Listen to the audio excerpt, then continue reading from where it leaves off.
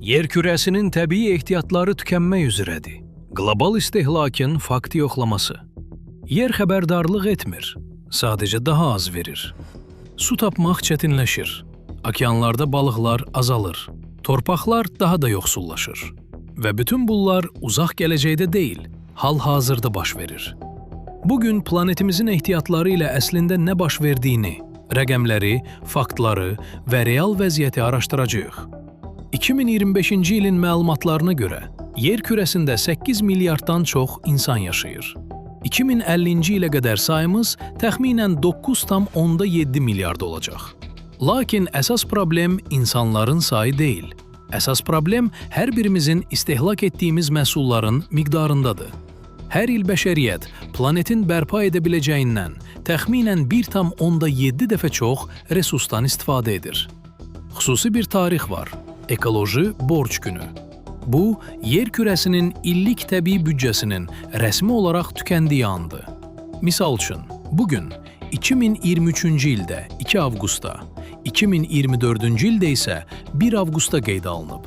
Qalan bütün vaxtlarda isə təbiətdən və gələcək nəsillərdən borc götürülmüş vaxtla yaşayırıq. Alimlər bunları planetar sərhədlər adlandırırlar. Bunlar iqlimdən biomüxtəlifliyə qədər yer kürəsində həyatı tarazlıqda saxlayan 9 vacib sistemdir. Son məlumatlara görə 9 sistemdən 6-sı artıq pozulub. Təhlükəsizlik zonasını eyni anda bir neçə cəbhədən keçmişik. Bu, hal-hazırda harda hiss olunur? Təxminən 2 milyard insan ciddi su çatışmazlığı şəraitində yaşayır. Dünyadakı balıq ehtiyatlarının 35%-i çoxala biləcəyindən daha sürətli şəkildə ovlanır. Planetin kənd təsərrüfatı torpaqlarının 1/3-i degradasiyaya uğrayıb. Yer üzündə müxtəlif heyvan növlərinin yox olması prosesi daha sürətlə gedərək 100 dəfədən 1000 dəfəyə qədər artmışdı və vacib məqam budur. Bu, qeyri-bərabər problemdir. Əgər yer kürəsindəki hər kəs orta statistik Avropalı kimi yaşasaydı, bizə 3 planet lazım olardı.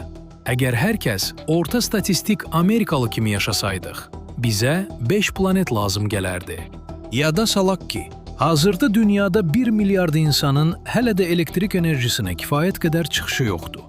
Problemə ən az təsir edənlər ən çox əziyyət çəkirlər. Amma bu, ölüm hökmü deyil. Elm deyir ki, həyat keyfiyyətinə xələl gətirmədən planetin yükünü azaltmaq mümkündür. Bərpa olunan enerji, səmərəli kənd təsərrüfatı, qida itkisinin azaldılması, qlobal miqyasda istehsal olunan bütün qidanın təxminən 1/3 hazırda israf olunur və şüurlu istehlak bu trayektoriyanı dəyişə bilər. Yer kürəsinin sonu deyil, amma biz istənilən halda onun hesabını yaşayırıq və istiqaməti dəyişmək üçün fürsət pəncərəsi hələlik açıqdır.